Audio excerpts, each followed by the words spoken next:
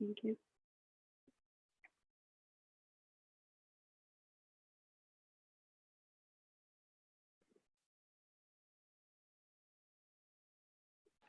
Okay, you can start. Thank you. Assalamu alaikum, everyone. Thank you for joining for today's Get Caffeinated program. I hope you brought your chai, your coffee, whatever you like to drink, because tonight we're going to be discussing Surah Kahf. I believe this is part 3, inshallah. Just a few announcements before we get started. ISOC's virtual Ramadan banquet is tomorrow, Saturday, May 9th, with special guest speakers Imam Siraj Wahaj, Imam Sohaib Webb, and Dr. Muzammil Siddiqui. We will also feature opportunities to interact with the community, including sharing photos and videos and raffle prizes donated by local businesses. You must attend the banquet to participate. This is a free event welcome for everyone. Visit give.isocmasjid.org to donate towards the banquet fundraiser, and we recommend viewing over YouTube and Facebook only, not Zoom. It will not be broadcasted on Zoom, so only YouTube and Facebook. Also, right after we have our Qiyam hosted by our MYG and other youth groups, the late night Shaykh show, What Really Matters, with an amazing lineup of speakers you don't want to miss out. You can win amazing prizes such as shepherd's meat, shifa honey, paint artistry, Kunafa Queens, and a Quran journal from Imagination Emporium. That will be raffled off throughout the program, so make sure you stay connected and alert. Again, please visit ramadan.isocmasjid.org for complete details and our Zoom link. Okay, Shaykh Shahid, whenever you're ready, inshallah. أعوذ بالله من الشيطان الرجيم بسم الله الرحمن الرحيم والصلاة والسلام على رسول الله وعلى آله وصحبه أجمعين اللهم ينفعنا بما علمتنا وعلمنا ينفعنا وزدنا علما يا كريم يا رب العالمين. السلام عليكم ورحمة الله وبركاته. Inshallah, all of you are doing well on this 16th night in the month, this beautiful month of Ramadan. SubhanAllah, 15 days have passed, right? Half of Ramadan is gone. We're still getting caffeinated to stay up, alhamdulillah, at these times. So hopefully, inshallah ta'ala, you have enjoyed the caffeinated program from the last 2 weeks.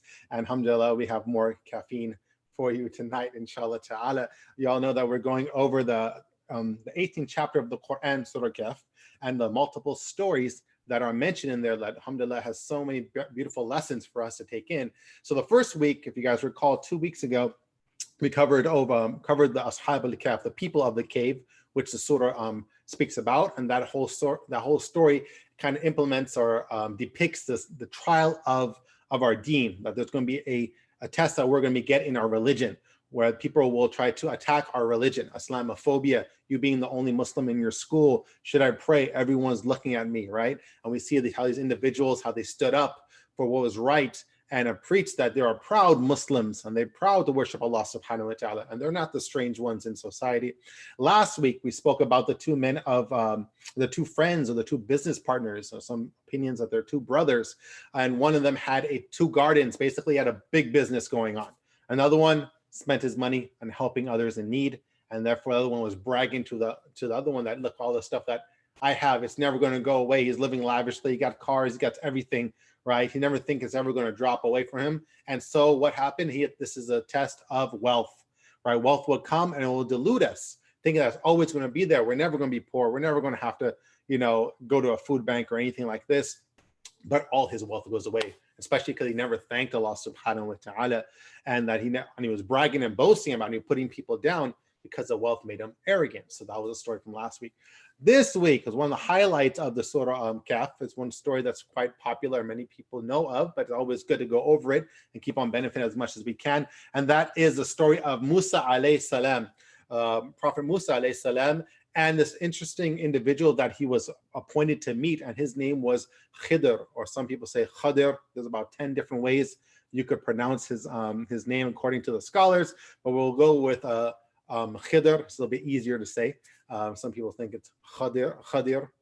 Anyway, that's fine. And so there's a great amount of stories, lessons to go over, and that's what we're going to be covering tonight, inshallah ta'ala. So where the story breaks down, Allah subhanahu wa ta'ala talks about Musa alayhi salam was appointed to go meet this individual. So what's the background of the story? The background of the story is that one time, as mentioned in the tafsir books, that Musa alayhi salam was talking to Bani Israel, the children of Israel, and the Jews at the time. And he was telling them that, someone asked them, who is the most knowledgeable person on the face of the earth? So Musa alayhi salam, he's a prophet, right? He gets knowledge from Allah subhanahu wa ta'ala. So all due respect, he said that I am, right? I am. And so what happened is that Musa alayhi salam didn't attribute his knowledge back to Allah subhanahu wa ta'ala. So Allah subhanahu wa ta'ala sent them some revelation telling him that there is another person that's more knowledgeable than you. And he said, someone more knowledgeable than me, then I have to meet them. So Allah subhanahu wa ta'ala told him this person is in an area where two bodies of water meet, right? Two bodies of water, whether it's rivers or oceans. And he said, you will find that person there, right? And take a fish with you and put it in a basket. And when that fish becomes alive, it will go through a path and follow that path. I know you're probably saying, well, hold on, a fish coming alive out of a basket? Well, that's why some of the scholars said that if you want to hear strange stories, read the stories of Bani Israel, the children of Israel, or the Jews at the time, right? Read their stories. And the one thing, if you all read Surah Baqarah, the second chapter in the Quran, inshallah ta'ala, you're reading your Quran, you see there's some very interesting stories. Allah subhanahu wa ta'ala ordains for them to slaughter a cow, a baqarah. And they say, what color is the cow? This color, that color, it has spots and doesn't have spots on it. And they have to go search for a safra, a cow that it's kind of like orange and light color, right? That has no spots on it. And cows usually have spots on it, right? That doesn't have to work. All really strange things, if you will, right? And another thing, there was a dead man. Allah subhanahu wa ta'ala talks about how they had to take a piece of the cow and hit the dead man with it, and he became alive. And the man got up and said, this guy killed me. And then he dropped dead again, right? There's a lot of interesting stories when you talk about what Musa alayhi salam's people, what they went through. And this is nothing different, if you will. So what is mentioned is that Musa alayhi salam sets out with his servant, his fata, right? And so with this young individual to go out and try to find this area where these two bodies of water meet. And it's mentioned in the tafsir books, and also this beautiful hadith in Sahih Bukhari that goes over the whole story in a very long hadith about all the details of it. And this young individual, his name is Yusha. And Yusha ends up being one of the prophets of Bani Israel later on after Musa alayhi salam. A quiz question for you. If everyone gets this, I'll give you 50 points tonight. 50 points tonight. That is who is the grandfather of Yusha alayhi salam? And Yusha in English is Joshua, right? Some of you guys know the speaker Yusha Evans. He came to the masjid a couple of times a while ago. May Allah bless him and reward him for the work he's doing. So who is a grandfather of Yusha? And if you're able to answer that, inshallah ta'ala, I'll give you 50 points, which you could redeem at your local Chuck E. Cheese. Now, I don't know. I can't redeem it anywhere, but anyhow, you just pat yourself on the back 50 times, inshallah ta'ala. All right. So if you know that, alhamdulillah. So this is actually a grandson from a prophet. And so he will end up being a prophet himself, right? And so Musa alayhi salam takes him, and they get towards this area where two bodies of the area meet, and said that there's going to be a sakhra, there's going to be a rock there. And so what happened, Musa alayhi salam falls asleep. And what happened when he wakes up, Yusha, who's holding this basket, he lays it down and he's waiting also, taking a rest, right? And one of the lessons we learn here is that Musa alayhi salam, he wants to learn, right? Our deen is about knowledge, right? Check out these books behind me, right? SubhanAllah. People took years to write these books. I used to look at when I was in Cairo in the book fair over there, looking at how much these big sets of these books.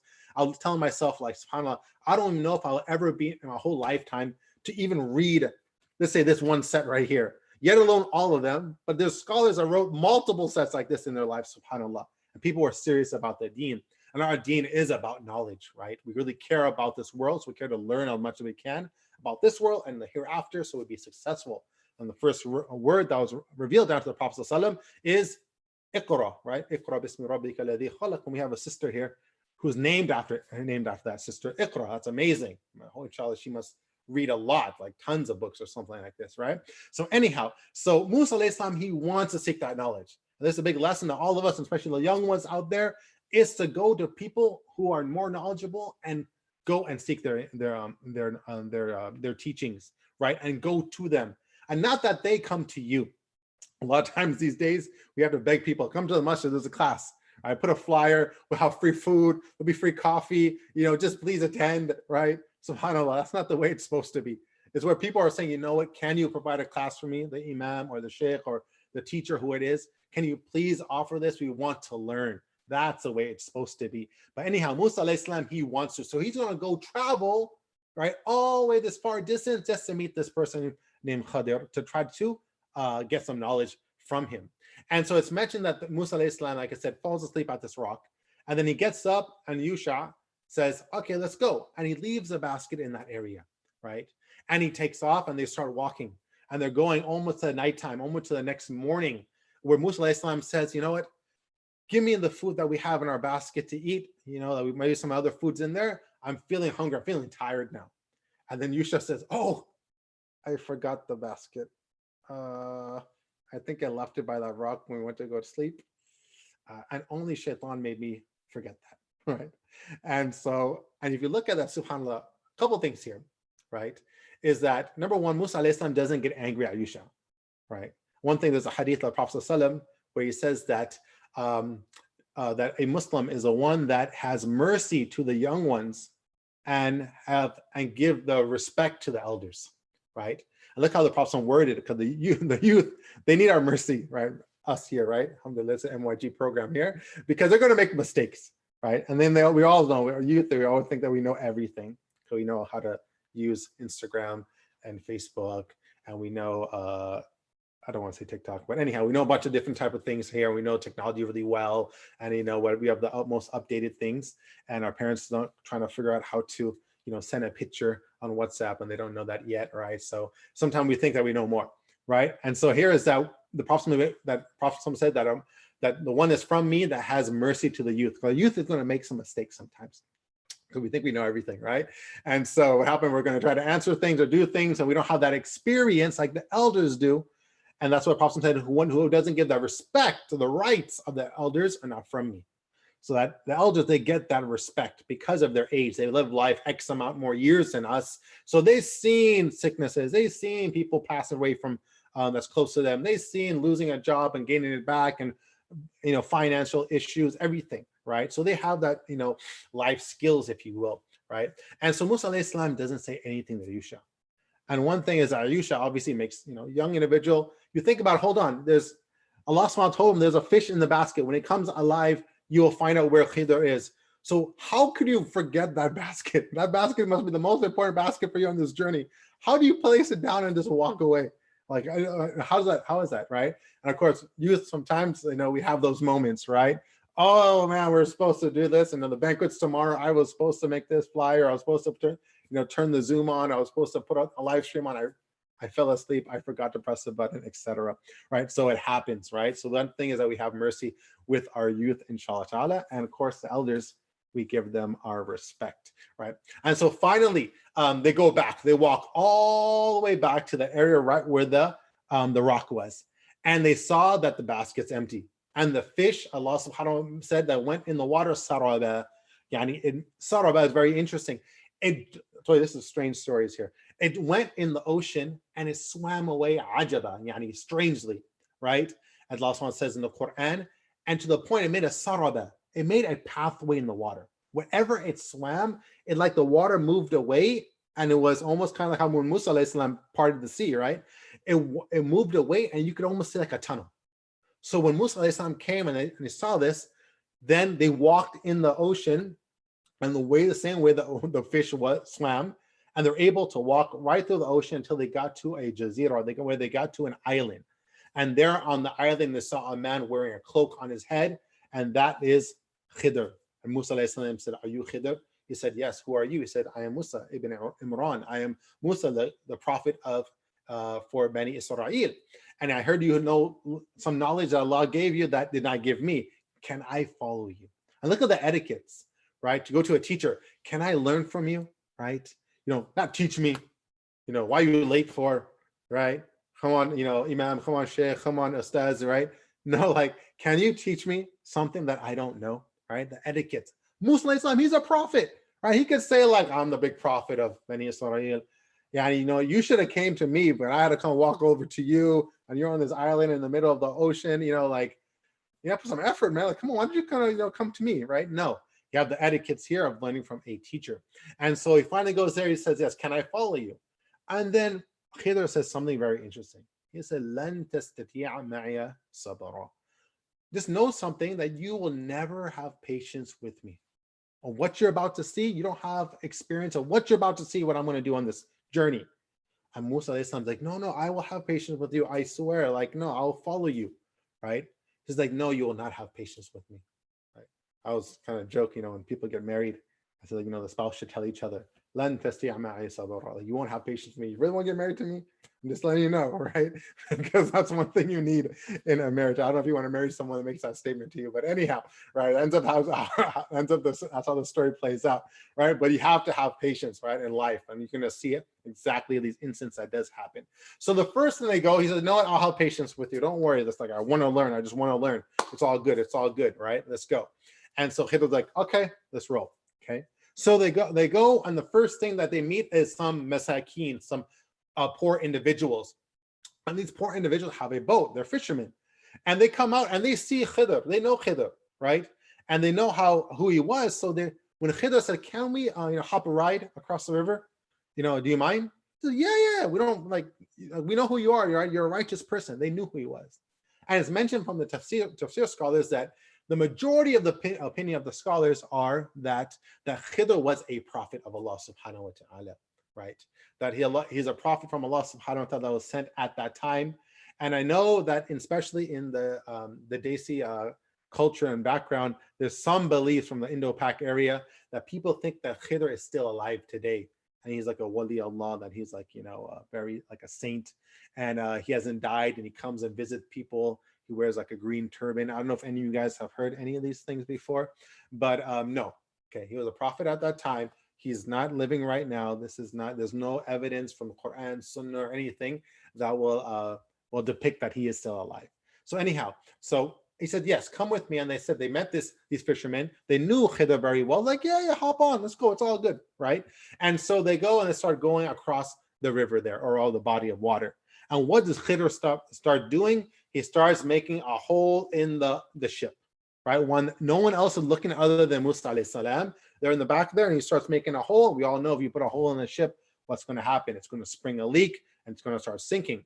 But they do it in a way that they were able to come to the shore before it starts obviously sinking. Obviously, it has a leak in it, water's coming into the boat. And Musa alayhi salam sees him doing that. He's like, what are you doing? Right? Like, you're going to ruin the people's boat. They're so kind to take us, and this is how you reward them. And so here is that he totally forgot his pact that he had with them. That he said that I'm going to have patience with you. Another thing Khidr said, that don't ask me about anything. That tas'alni. Do not ask me about anything you're about to see on this journey. Don't ask me why, when, how. Why are you doing this? Anything. Don't ask me any questions. Just witness everything, and then just kind of go along with it. Okay, you came here to learn from me, right? And so here, Musa alayhi salam, he agrees to it, but here he broke his first promise. And you know what? We can't say that, we can't blame him, because he's putting a hole in the boat, and you think that a righteous person wouldn't do something like that. And so he says, didn't I tell you that you would not have patience with me? And didn't I tell you not to ask me any questions? And then he says, no, I'm sorry.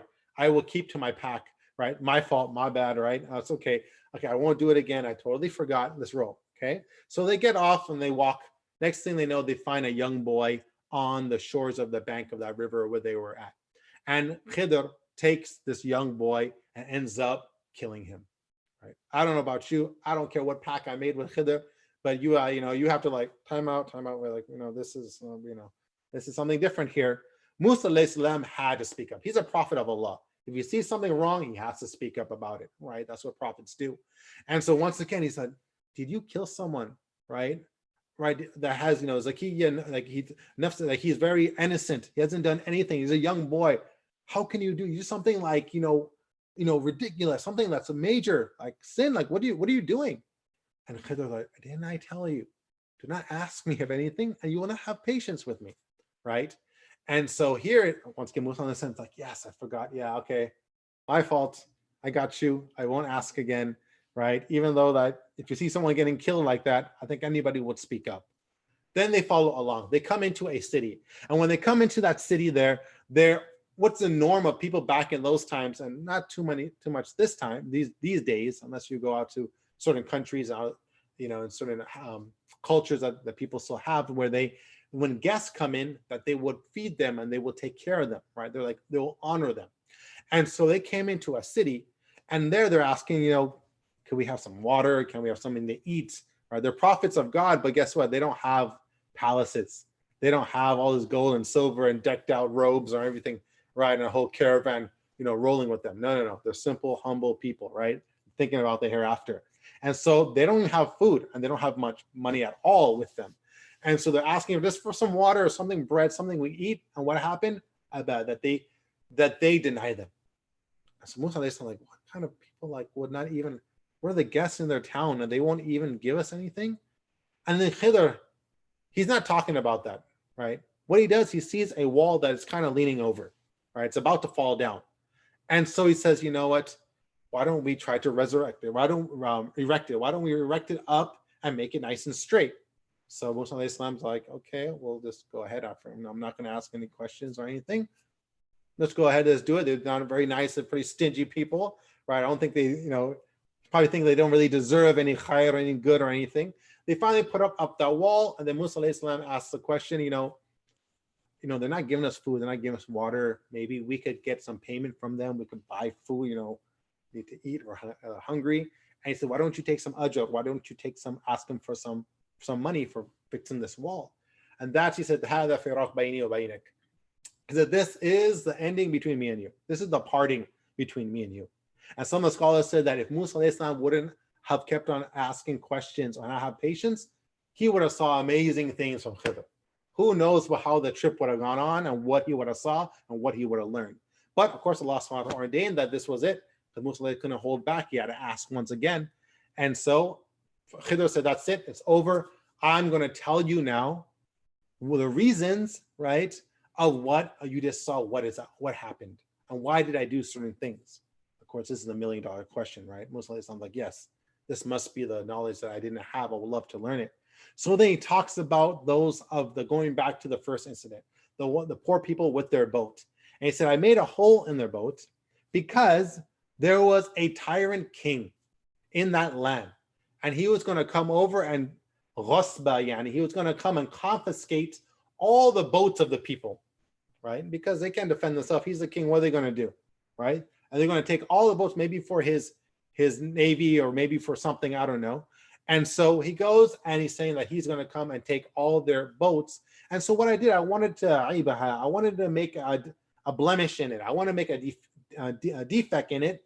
So when the king comes, he's going to say, oh, I don't want this flimsy boat that has a hole in it. Let's go to the next one. And of course, we all know that it's easy to fix a hole in a boat. I mean, obviously, I don't know. I don't own a boat either. I don't know how to fix a hole in the boat. But anyhow, I would assume you go to Home Depot, you got some kind of putty and you put it and you fix it up anyhow. So they'll probably know how to fix it. So it's not like a major thing, not like he burned the boat down, right? And so that is the reason why I did it. And here there's a great amount of lessons here, right? What are we learning here is that Musa alayhi salam didn't know the reason. Oh, now I know. Oh, that was pretty smart, right? That you put a hole in it, the king's going to come, they're going to end up saving the boat. That's genius, right? That's perfect. But did the people on the boat, did they know that the king was going to come and steal the boat? No. Who had that knowledge? Khidr had that knowledge, right? And that's what Musa alayhi salam didn't have.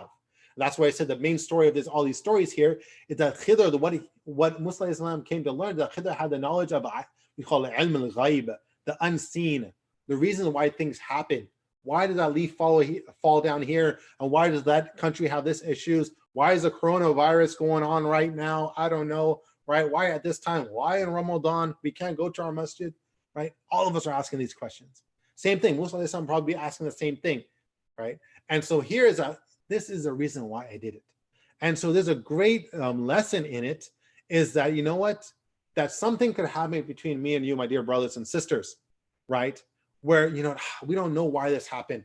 Why didn't I get into that college, right? Why didn't I get that job offer? Why did that sister turn me down for it? I met the parents, and then after that they said no. Like, I thought that was her, or that was him, right? You know, why can I get this car, right, etc. But the thing is that later on, it might be a month later, it might be a week later, right? But shortly after, we're like, oh, got it. Now I see, right? I think all of us had these moments before, right? We're like, oh, okay. Yeah, that's the reason why. I think that makes much more sense. That's the reason why the teacher made us do all this homework. That we learned this information really well. Now it's helping me in this job here, or helping me on the final exam here, right? But at the time, I didn't like it. So here is sometimes here that the king was going to come, just like, you know what, maybe a couple of days later, maybe a week later, and try to take the boat. So therefore, now it becomes apparent, becomes clear, oh, this is why it happens. So sometimes something might happen to us, and we will find out the reason in the near future of what actually happens. Another big lesson we can learn is your sadaqah. When you do something for somebody, right, sometimes Allah subhanahu wa ta'ala will bless what you offered to free to someone else. These people were masakin. They were poor individuals. They had a boat, right? And they could have took money because they're in need, right? But they let Khidr come because they have his rights. He was known to be righteous. So they got hop on, we'll take you across, right? Because they used their boat, which the only thing they had to be generous with, Allah turned it back and made that be source of their protection.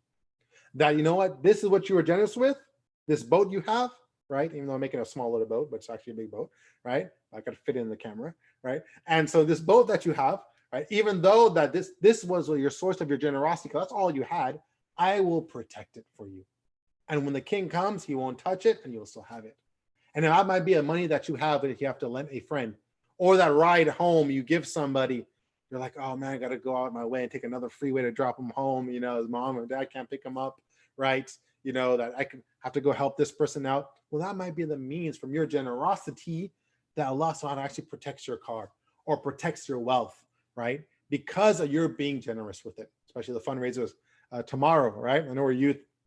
You know, this is for our parents. They're supposed to donate. No, you could hop on, right? A lot of you guys got debit cards. You guys got something. You got some PayPal. You got some Venmos, right? You could drop $5. You could drop $10. And so your generosity might be, inshallah, Allah subhanahu wa ta'ala will protect it even as you start moving up in your life, inshallah ta'ala.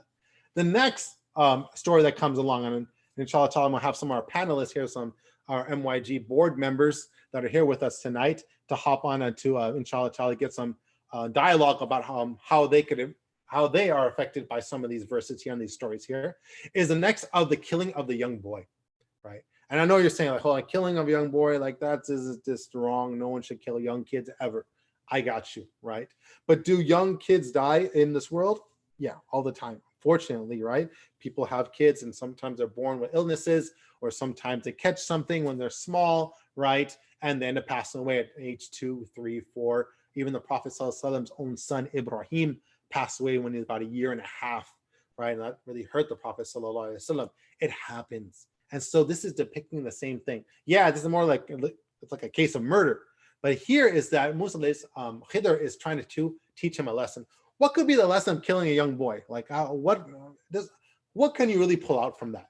So Musa said, what is the lesson here? Khidr says that this young boy, his parents were mu'mineen, they were two believers in Allah subhanahu wa ta'ala, and they're believers in Allah subhanahu wa ta'ala, but they love their kids so much. I don't know if you guys ever seen parents when they have like one child or a couple of children, doesn't matter how many, they love their children so much. They'll like, their children does something wrong, like, oh no, it's okay if he, marked everything, wrote everywhere on the wall. It's all right. It's okay. Oh, it's okay if he took the, starts yelling and screaming and, whatever. Oh, that's my son. But if another kid does it, they're like all over them, right? They're really biased to their children, and they'll do everything. They'll buy anything for their kids. Maybe you are some of the spoiled kids out there. I don't know, right? And so here is that sometimes their love for children ends up making them that they sacrifice, or they have double standards in the way that they do things. So Khidr said that the parents of the young boy were believers in Allah. But because of their love for him, when he gets older, he's going to become a disbeliever. And he's going to do wrong. And going to end up making his parents into disbelievers. Because what's going to happen is parents are going to start defending him. Oh, leave him alone. He wants to worship this. Oh, let the kid have his freedom. If you don't know, he's a big boy. We love him. Our son can't do anything wrong. You know what I mean? Oh, did he steal that? Oh, it could have been a some reason why he stole it. Maybe some kid dared him to do that. And next thing they could probably defend him until they lose their principles. They're not just anymore, right? And then they're now just following him and his ways, and now they leave their deen. Okay. And so Khidr said, this is the reason why I took his life, to save his parents who were already believers in Allah, and to give him something better. Allah will give him a son or another child that's better than this child. How would you know that? There's no way that anyone could even think about that. And today that's true. There's no way no one should take someone's kid's life and saying, I was doing it because, inshallah will give a child better than the one that was killed. No, right? This is Khidr. He has special knowledge. He's the one that's doing this, right? And this is a lesson that he's teaching. And so Musa alayhi salam said, oh, okay, I didn't know, right? And so here, the big lesson that we learn here is that something in the dunya, children are part of the dunya, okay?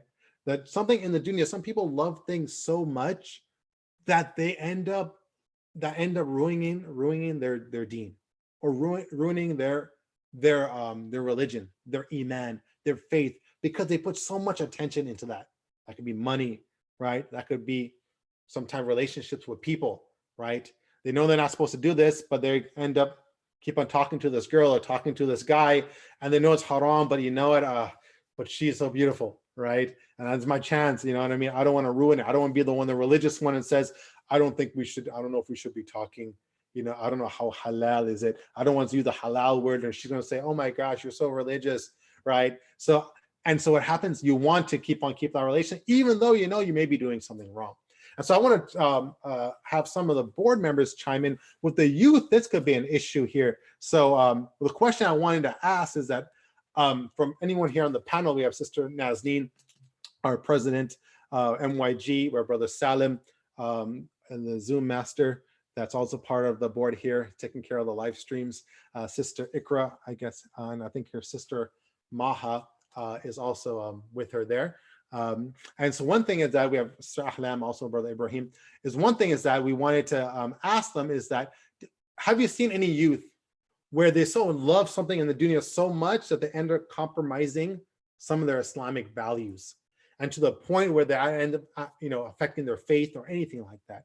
So I want to see if any of the panelists here, if you want to share a story where you have seen this, and like what are certain things that affect the youth so much where they kind of like their love for it ends up affecting their deen. So, should I go? You should go.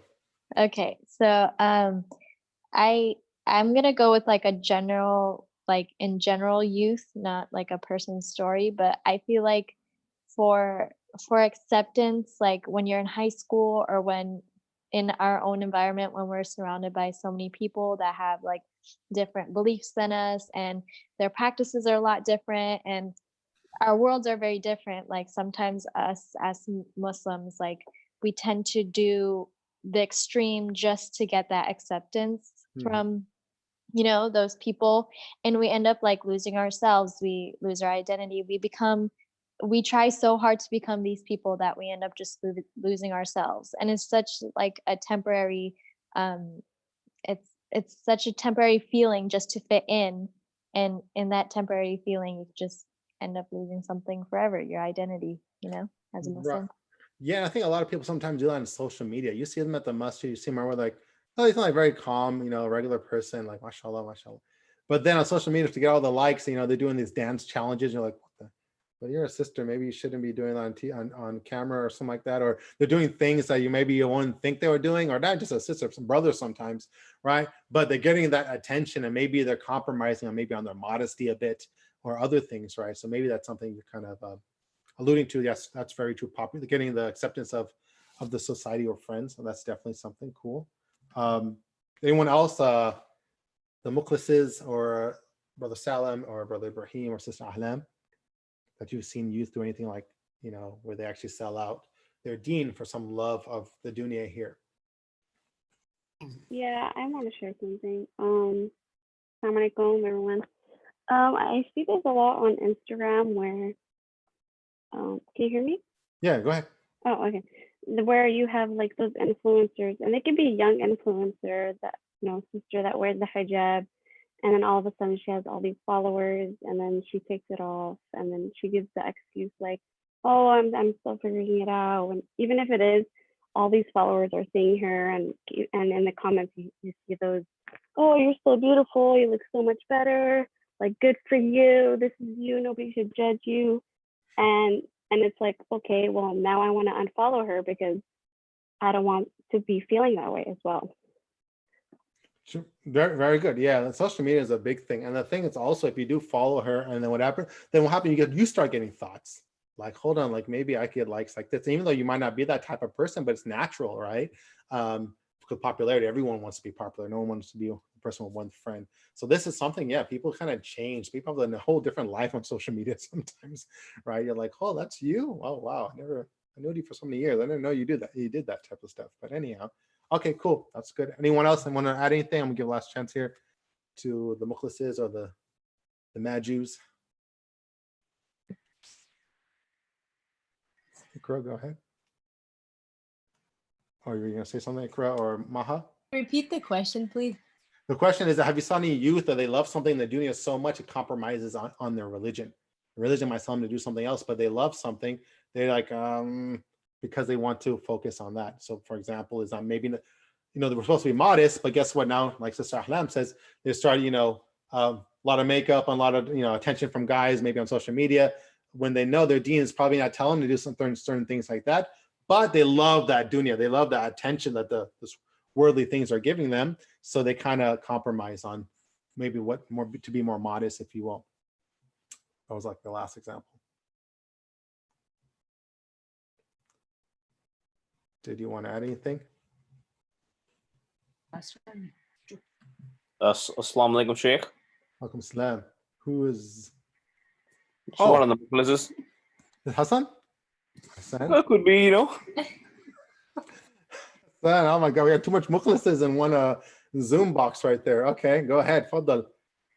I think the only thing I was gonna say is, I think back in high school, for guys, it was back in high school, that 1974. What year was that? Yeah, I can't even tell you how long ago it was. Oh, okay, go ahead. But I think that similar to what like some of the sisters feel, I think guys had a similar problem with I think like clothing. Like I think it was easier. I think it's easier for guys to get away with wearing shorter shorts or no shirt, belly button, all that stuff when you're doing like sports and stuff. Yeah. And I think that that's like very easily compromised. And I think girls get a lot of heat for it if like, they're wearing like a little bit looser shirt and their like sleeves are showing or something, and guys are walking around, no shirt on, short shorts, and no one says anything. So I think that there's a lot back in the days that guys would be doing with the. Right. Yeah, that's why definitely Allah subhanahu wa ta'ala bless our sisters and make it easy for them. I know they have much more to cover, and so I think naturally they get much more criticism in that sense, and it could feel unfair at the time.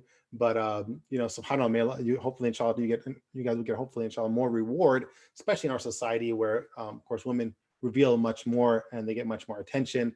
It could be a fake attention, obviously, and then for our Muslim sisters to cover up, and especially that's a big thing just to do. That's a big stance that you're making, especially in our society. So yeah, that's definitely something. There's maybe a little double standard that's there.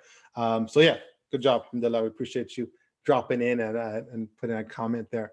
So one thing I wanted to add also to this thing is that that killing young kid, that still kind of like doesn't fit well with a lot of people. But one thing is that like I said, it's not, you don't go and kill any kid, right? This is something very special. This one incident here But and Allah subhanahu wa ta'ala says in the Quran that he's going to give them another child. It wasn't that he just took away the child. That will be much more righteous for them. And one thing is that the Prophet said that, you know, anytime there is a child that ends up dying, right? That one thing is that this will be a reward for the parents. Allah subhanahu wa ta'ala will build a house, a palace for them in Jannah for the patients that they bear after losing a child. And so that's not something easy. May Allah subhanahu wa ta'ala bless all the parents out there who have lost children in their young age. I have a, you know, a 2 and 4 year old, and I know that'd be subhanAllah, something that'll be a great test. I mean, Allah subhanahu wa ta'ala protect them and all their children, but that's definitely a test here. The last thing, we have like 5 minutes left here, is the erecting of the wall. And so Khidr said, I was erecting that wall up because tahtahu, but below it are treasures, the gold and silver, for some orphans, that their dad, he was righteous. He was righteous. And so he left this for his children. Of course, he passed away. Orphans mean that the child doesn't have any father alive. And so that this was going to be a gift for them, or their inheritance. So when they get older, that they could use that. And so here, Khidr wants to resurrect this, erect this wall up nice and straight. So if it falls over, then everyone will find all this treasure. And you guys remember, the city wouldn't even give them any water or anything to drink. So they're very stingy. So if they find some gold and silver on the ground, guess what? They're not going to say, I wonder whose money is this? Maybe we could give it back to the righteous owner. No. They're going to take that and they're going to run with it. And so what happened, these orphans will not have their wealth later on. So he kept this wall upright, so it will stay up, and later on, my word might be given to them that, you know what, your dad at one time left this wealth for you under this wall. Go find it now that you're older, right? And you need this now for your college or for your car or for your school, whatever you need it for, you will find it there. And so here, if you look at the wording here, Allah subhanahu wa ta'ala says, because their father was righteous. And so here's, well, Allah subhanahu wa ta'ala is rewarding the children because of righteous parents. And I don't know if there's some parents out there watching this, but one thing is that when you're a righteous parent, Allah subhanahu wa ta'ala take care of your children, even when you're gone, right? Even when you're gone, that Allah subhanahu wa ta'ala is still protecting the child and their wealth, even though the dad has passed away a long time ago. And one thing here, if you think about it, putting this wall up and there's treasure underneath it, how long will it take for orphans, let's say they're 7, 6 years old, to get old enough where they could use that money? How long? Year, 2 years, probably 10, maybe even 15, right? Maybe let's say 8 or 10 years, right? When they're 19, maybe when they're 20 years old, when they need that money. So here's a great lesson, my dear brothers and sisters, that something could happen to me and you. And the wisdom of why that happened will not become apparent until like 10 years later. Oh, now I know why I went to that college and not that college. Now I know why. I remember that car accident when I was back in my teens. Yeah, like subhanAllah, I understand why that happened. Oh, now I know why this and that X and Y happened, if you will. Sometime it won't be as apparent as when the people in the boat, when they got the hole in the boat, the king was coming, you know, and then they found like, oh, this hole is actually a great thing. They found it immediately, right? Maybe a week or 2 weeks or a couple of days later. But here, that wisdom of why it happened, why we resurrected, why we put in this wall up for, right? Erecting up this wall for, that is not going to, they're not going to know until like 10, 15 years later. We're like, oh, that's why Khidr did that. I remember he came and put that wall. Oh, wow. But see, you know what? And guess what? Khidr and Musa might not even be alive at that time to see that. And that's why some things that might happen to me and you, my dear brothers, and the benefit of that will not be, it might show for us 10 years later, for a long time later, or it might show when we're not even alive. Our children, our brother, our sister, our parents, if they're still alive, right? Our good friend that we have, now they benefit from that, what happened 10 years ago, right? When you dropped that money in the donation box, when you helped someone that was in need, when you picked up your friend from the airport when he needed a ride, right? Or took him this, or took him that person there, or drop this person off to the MYG program, right, etc. So then here, one of the lessons here, my dear brothers and sisters, is that the wisdom of why certain things might not be apparent for X amount of years. And the whole lesson of this whole thing, and what we're going to end on, is that this whole story about Khidr and Musa, there's so much things to actually talk about. We're running out of time. Is that Khidr kind of represents the trials in our life, right? We see holes in boats. We see people dying in front of us. We see people doing things we don't know why they're doing it for. And Musa really represents us, right? Just have sabr. That's what, and that's the thing. That's what Khidr tells them. You're not going to have patience because you're going to see things you're not going to understand.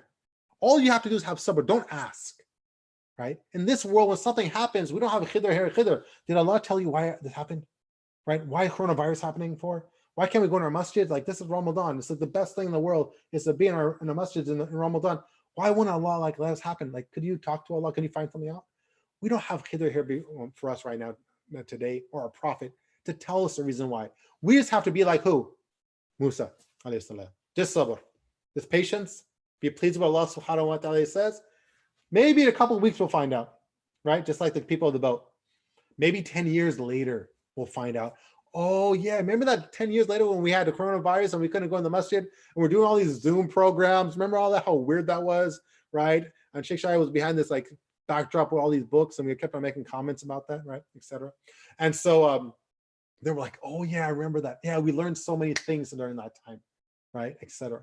But here, that might not be apparent here. We just have to be like Muslim Islam and have patience. And just like Khidr said, you're not going to have patience. It's going to be tough. And that's like the trials in this world, my dear brothers and sisters. You might have people that's really close to you, maybe a parent, maybe a brother, maybe a sister, uncle, aunt that you love very much that might pass away. Like, why?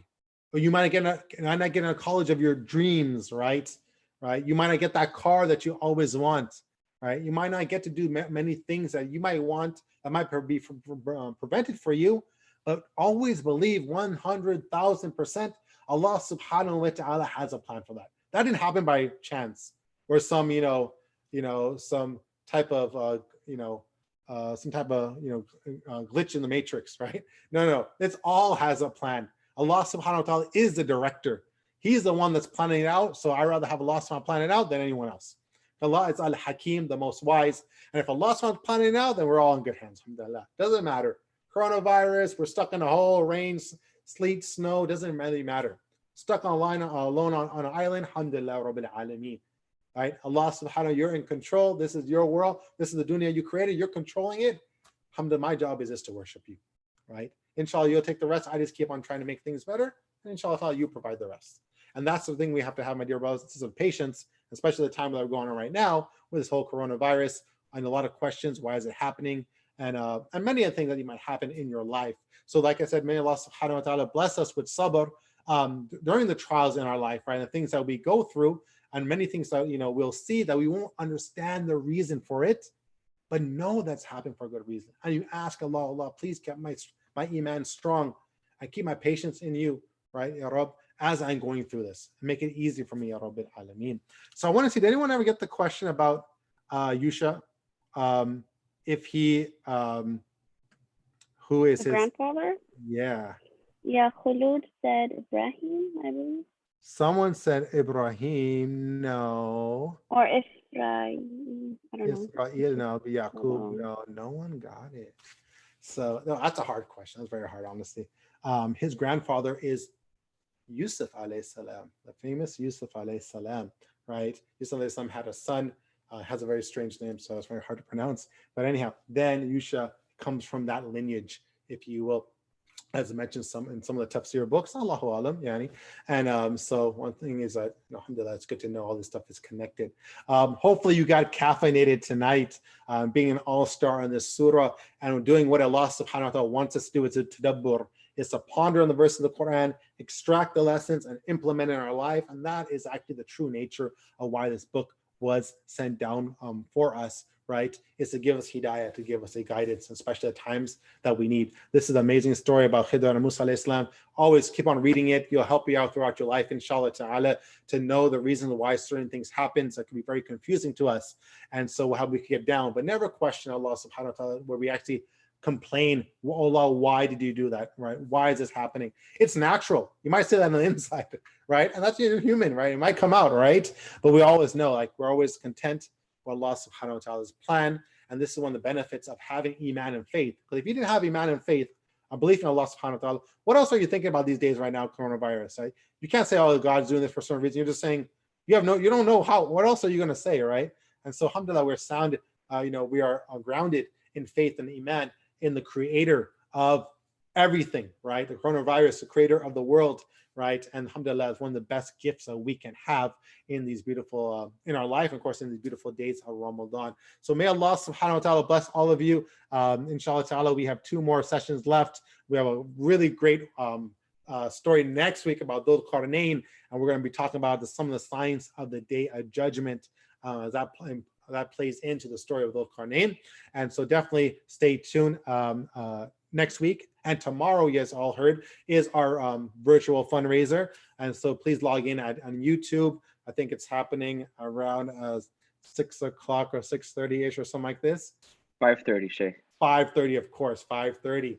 And so you don't have to drive, you don't have to, you can't be late, so 5:30, inshallah ta'ala. Of course, Shaykh Shahid Webb and other people are going to be there. There you go, right on time, right on your screen.